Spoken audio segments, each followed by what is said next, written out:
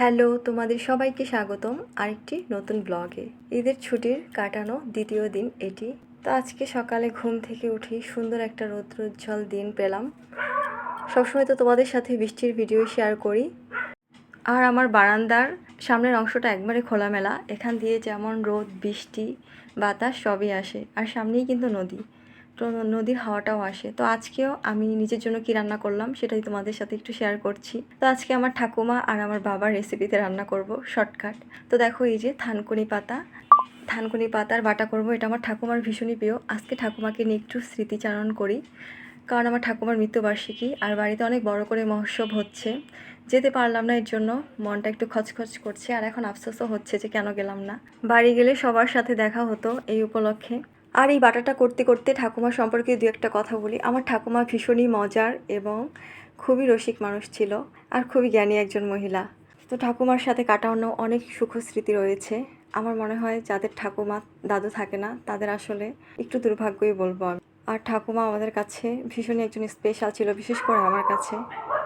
ঠাকুমা যেদিন মারা যায় সেদিন আমি আসলে যেতে পারিনি, কারণ অনেকটা দূরত্ব, কিন্তু সে আমাকে ঠিকই স্মরণ করিয়ে দিয়েছিল তাকে। তো সেই গল্পটা তোমাদের সাথে আরেকদিন শেয়ার করব। আর এখানে মাখিয়ে নিলাম আলু। এটা হচ্ছে আলু কোড়া, শুধুমাত্র তেল, কাঁচামরিচ আর হচ্ছে লবণ দিয়ে করলাম। এটা আমার বাবার ভীষণই পছন্দ। আমার বাবা সকালবেলা যখন দোকানে যেত তখন বাবা এটা মাখিয়ে খেয়ে যেত, আর আমরা এটাকে আলু কোড়াই বলি। আর দোকানে যাওয়ার তাড়া থাকতো বলে বাবা এভাবে করে আলু, কাঁচা কলা, পেঁপে সব কিছু এভাবে করেই মাখিয়ে কোড়াটা করে আমাদের জন্য রেখে যেত, আর সেও খেয়ে যেত।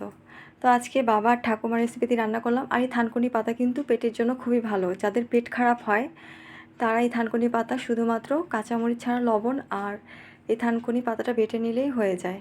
তো আজকে কিন্তু খুবই সিম্পল খাবার। আজকেও দেখো, আর ডাল রান্না করেছি, এটা পেঁয়াজ রসুন ফোড়ন দিয়েছি। তো এই তো আমার খাবার রেডি। আর নিজে খাওয়ার জন্য এর থেকে বেশি আর কি লাগে বলো। আর এবার আমার ছোট কাকা কাকি, ঠাকুমা, দাদুর কাজটা অনেক বড় করে করছে, পুরো গ্রামের মানুষ আমন্ত্রিত। যেতে পারলাম না, 3 দিনের পাঠ হয়েছে, কারণ যেই হারে বৃষ্টি বর্ষা শুরু হয়েছে আর ঈদের ভিড়। আর লঞ্চ দুর্ঘটনা নিয়ে আমাদের পরিবারে একটা বিশাল বড় ট্র্যাজেডি রয়েছে, তো সেটা আরেকদিন বলবো। এজন্য আসলে ভয় করে খুবই লঞ্চ যাত্রাটা মাঝে মধ্যে, আবার ভালোও লাগে। ভাত খাওয়ার পরে দিয়েছিলাম ভাত ঘুম, আর এমন ঘুম ঘুমিয়েছি, উঠে দেখি একবারে সন্ধ্যাই হয়ে গেছে। তো গাছে জল দিয়ে দিলাম সন্ধ্যা পূজা ঠাকুরকে।